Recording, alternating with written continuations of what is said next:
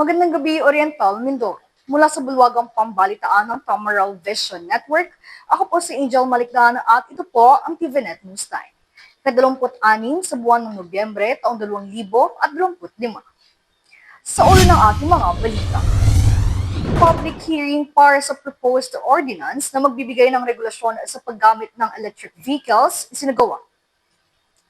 Pagbuo ng bagong distrito sa lalawigan muling isinusulong.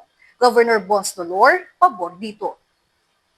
At Anti-Drug Abuse Summit isinagawa sa lungsod ng Calapan. Ibigay ang maximum satisfaction ng pamilya at sa negosyo dahil tuloy-tuloy pa rin ang high-quality service mula sa una at pinagkakatiwalaan sa fast internet connection plus cable TV sa buong Mindoro, ang Tamaral Vision Network. Serving to the max, sa TVNet kami. Una sa Mindoro, TVNet pa rin. For inquiries, magpunta na sa pinakamalapit na TVNet office sa inyong lugar.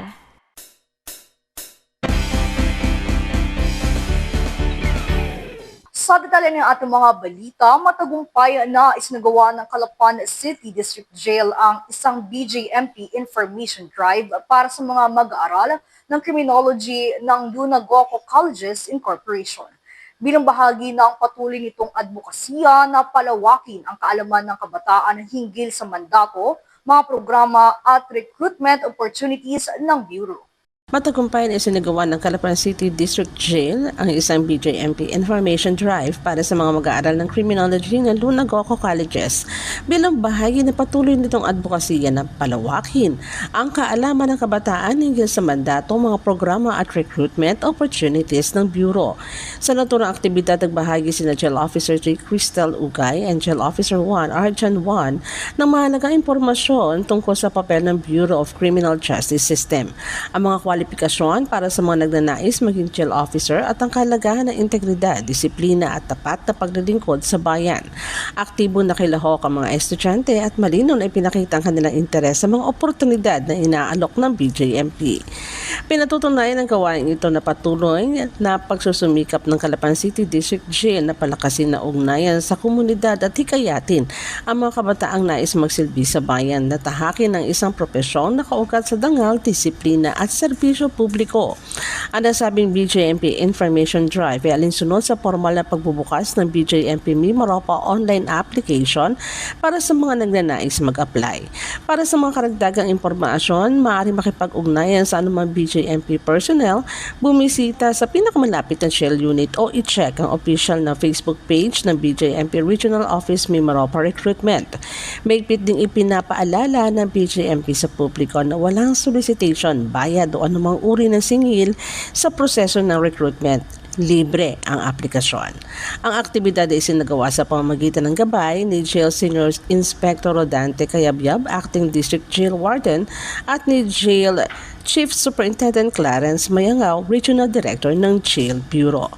Sa ibang balita, bilang bahagi ng pambansang pagdiriwang ng Drug Abuse Prevention and Control o DAPC Week, pinangunahan ng Philippine Drug Enforcement Agency Mimaropa kasama ang pamahalaang lungsod ng Calapan at ang City Anti-Drug Abuse Council o CADAC ang matagumpay na pagdaraos ng Anti-Drug Abuse Summit sa rehiyon ng Mimaropa.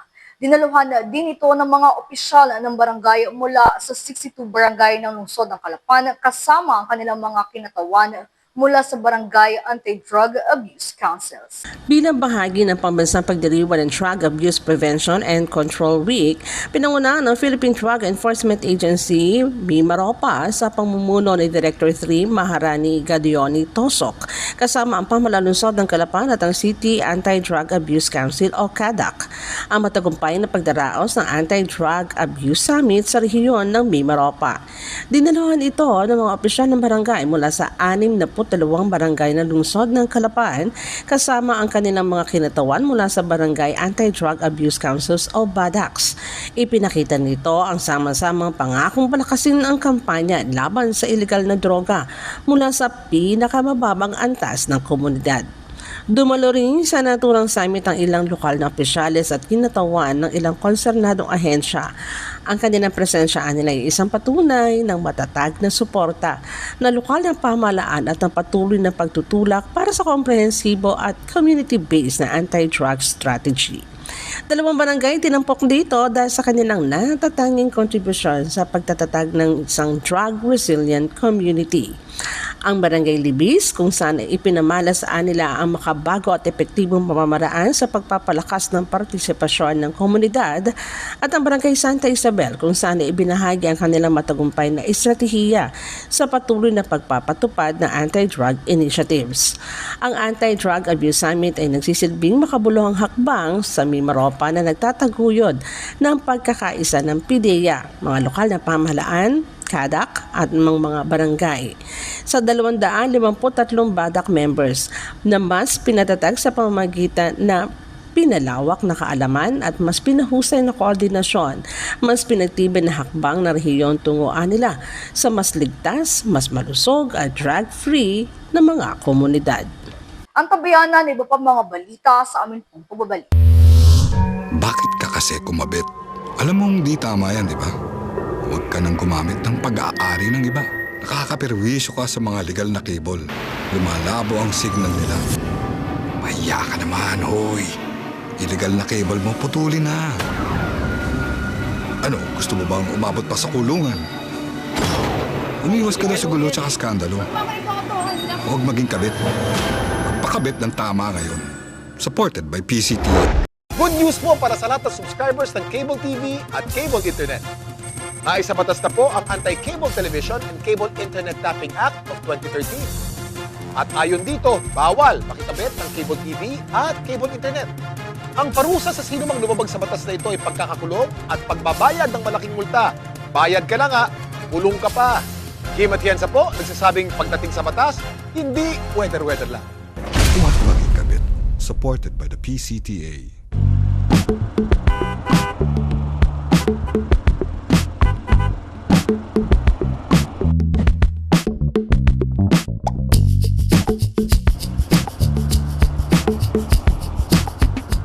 Ibigay ang maximum satisfaction ng pamilya at sa negosyo dahil tuloy-tuloy pa rin ang high-quality service mula sa una at pinagkakatiwalaan sa fast internet connection plus cable TV sa buong Mindoro, ang Tamaraw Vision Network.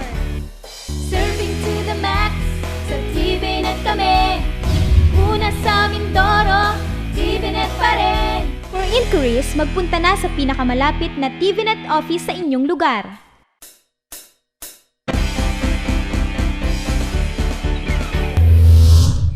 Sa pagpapatuloy ng ating mga balita, ika-11 ng Nobyembre, sinagawa ang public hearing para sa proposed ordinance na magbibigay ng regulasyon sa paggamit ng electric vehicles o e-bikes sa lungsod ng Calapan, kabilang na rin ang mga kaukulang parusa sa paglabag.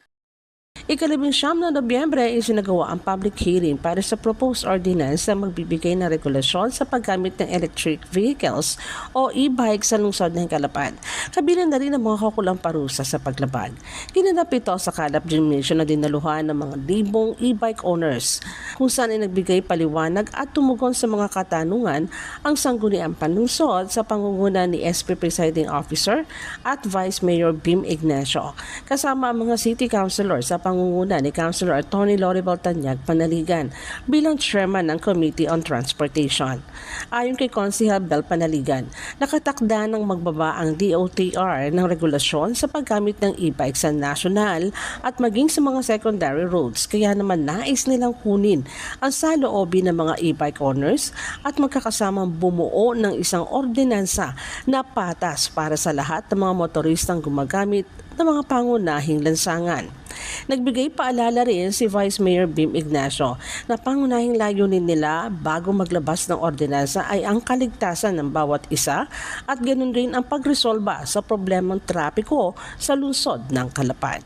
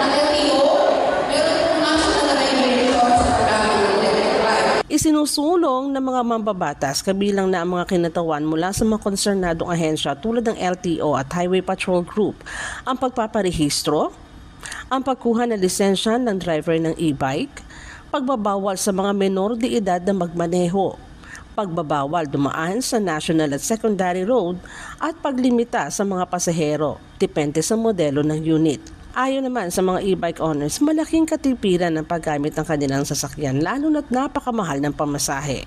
Bagamat sumasang-ayon sila na dapat ikonsidera pangunahin ang kaligtasan, ay hinihiling nila na magbigay ng window hour kung saan ay maaari pa rin nilang gamitin ang e-bike lalo na sa pagpasok at pagsundo sa mga mag-aaral. Ganun rin para sa ilan na ito ang gamit sa pagpasok sa trabaho. Sa palitan ng mga opinyon, reklamo at hinaing ayon kay Konsehal Panaligan at Vice Mayor Ignacio, masusi nilang pag-aaralan ang mga lumutang na problema at suwestyon mula sa mga e-bike owners bago isapinal ang ordinansang magbibigay regulasyon sa paggamit ng e-bike sa lungsod ng Calapan. Pero ito natutunan nga namin, kahit po yung mga e-bike owners, alam naman po nila na delikado ang pag-i-e-bike, ang sitwasyon, no? Na kailangan po ma-regulate. Hindi po natin sinasabing masama ang e-bike, hindi po sinasabi natin na dahil delikado ay napakasama, hindi po.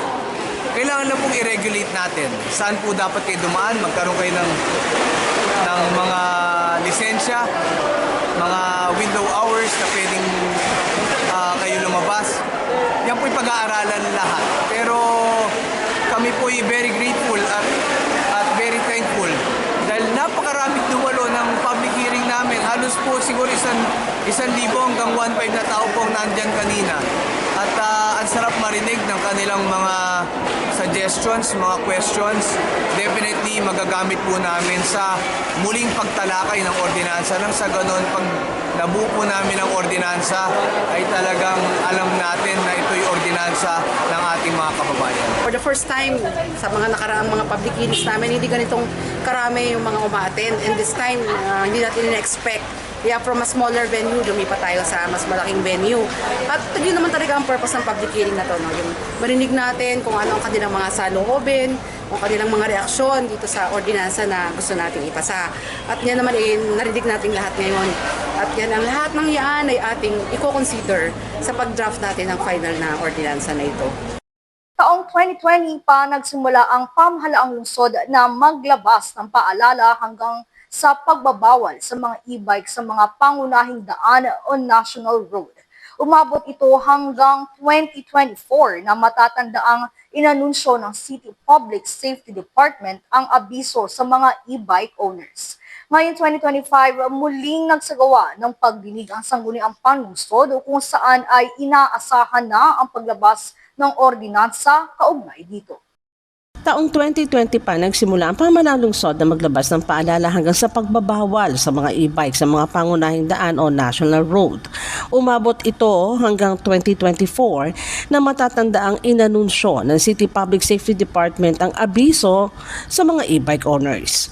Base na rin ito sa ibinaba noong Administrative Order number VDM-2024-044 ng Land Transportation Office. Nakapaloob dito ang guidelines patungkol sa classification, registration at operation ng lahat ng uri ng electric vehicles o e-bikes.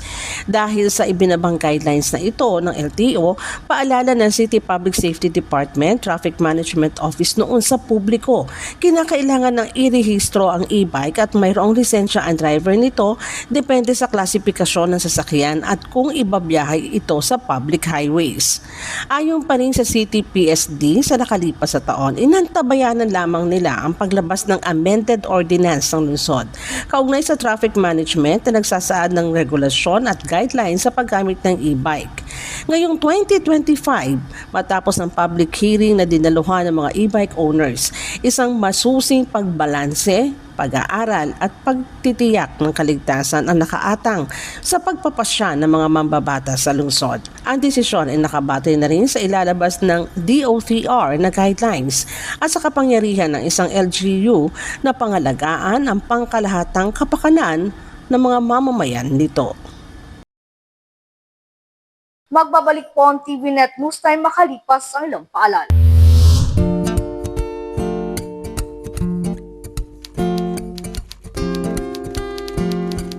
Inday, pakiligpit nga itong mga kinalat ng mga bata.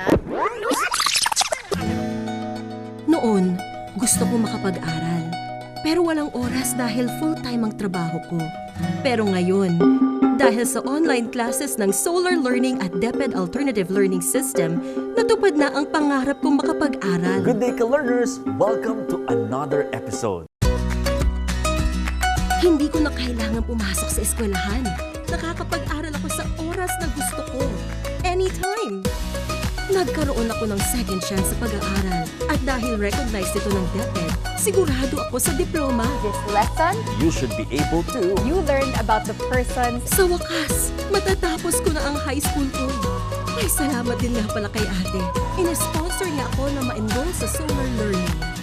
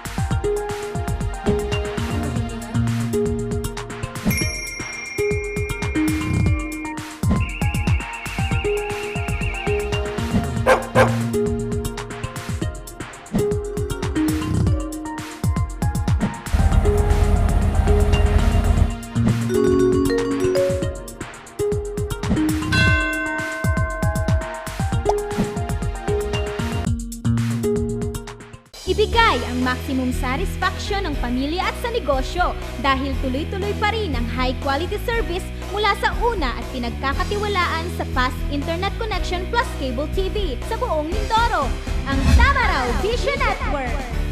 Serving to the max, sa TVNet kami. Una sa Mindoro, TVNet pa rin. For inquiries, magpunta na sa pinakamalapit na TVNet office sa inyong lugar.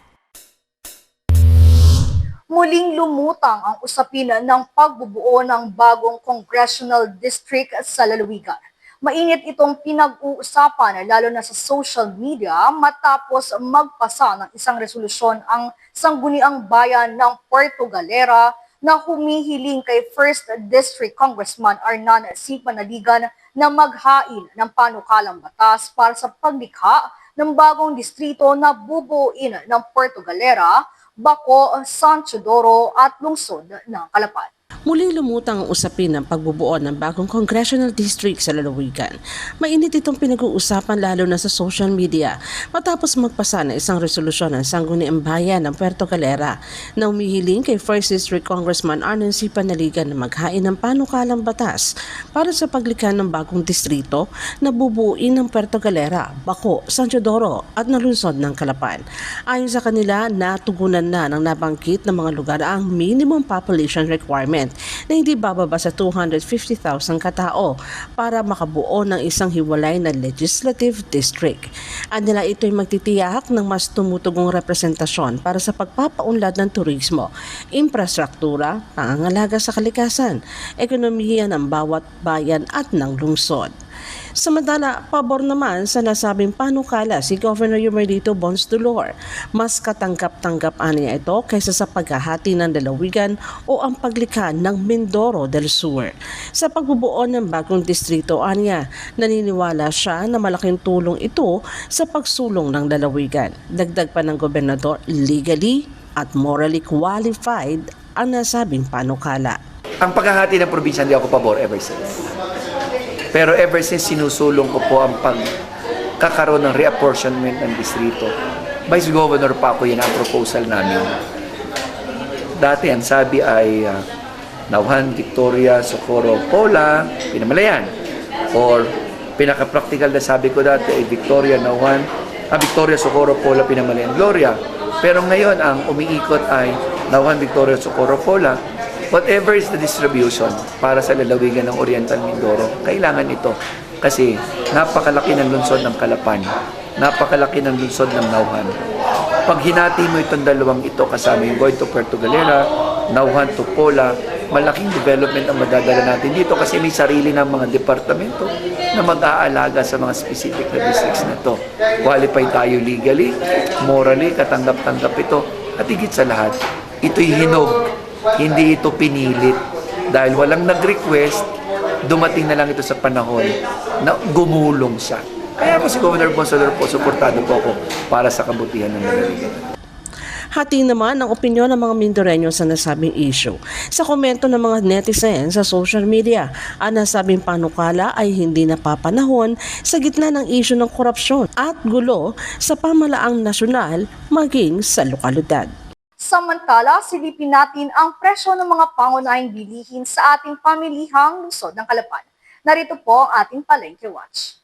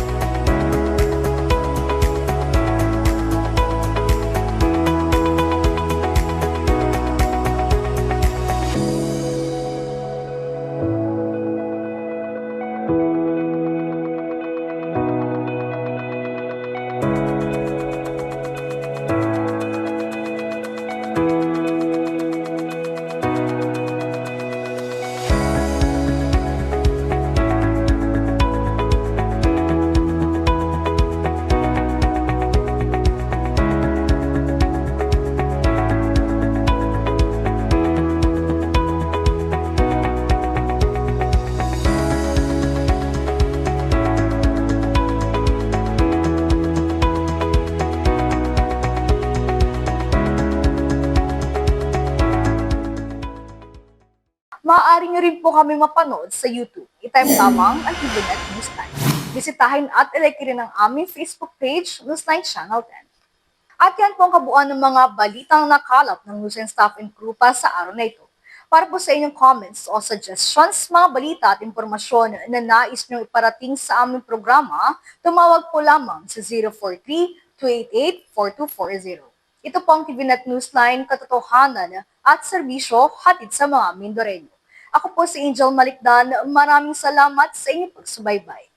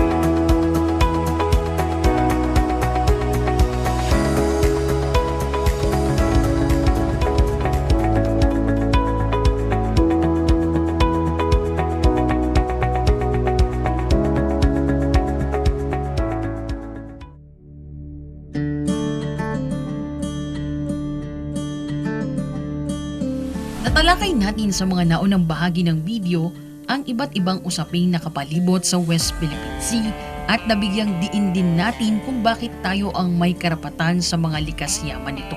Kaya kailangan natin itong alamin, ipaglaban at suportahan. Dahil ito ang ating karagatan, ito ang ating karapatan, ito ang ating kinabukasan. Ang West Philippine Sea ay parte ng ating pagkakakilanlan. Ito ay mahalaga sa ating national integrity at soberanya. Ang mga isla natin sa Kalayaan Island Group ay nagsisilbering proteksyon natin laban sa mga panghihimasok na maaring magdulot ng panganib sa pambansang seguridad. Ang West Philippine Sea rin ay nagsisilbing pangunahing pinagkukunan natin ng pagkain, enerhiya at hanap buhay. Kaya nakasaad sa ating saligang batas na dapat natin itong protektahan dahil ang yamang dagat nito ay para lamang sa mga Pilipino. Maaari tayong gumawa ng mga hakbang katulad ng pagpapalaganap na hindi wasto ang historical claims ng China at walang basihan ang iginigiit nitong 9-dash line. Kumilos tayo sa panuntunan ng ating batas at pag-aralan ang saklaw ng ating karapatan. Hindi lamang ito karagatan na estratehikong daluyan ng pandaigdigang kalakalan. Ito ay kabuhayan ng maraming Pilipinong mangingisda at isa sa mga haligi ng maunlad na ekonomiya. Maging mulat tayong mamamayan, magsikap, gisingin ang natutulog na kaisipan, magkapit-bisig sa pagsasanggalan ng ating karapatan. Huwag tayong magkibit-balikat at huwag tayong patitinag sa anumang nais humadlang sa kaunlaran ng ating kinabukasan. Palaganap ang katotohanan, isulong ang mapayapang rehiyon, at magtulungan upang tiyakin ang ating kasarinlan para sa ikabubuti ng ating sambayanan. Pagtitibayin at palalaguin natin ang kamalayan at kaalaman ng buong bansa at titiyakin na maipapasa natin ito sa ating kabataan at ating susunod na mga salinlahi.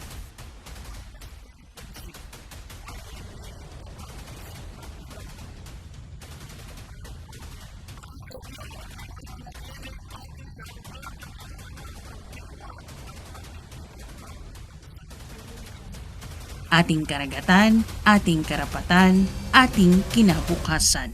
Our seas, our rights, our future.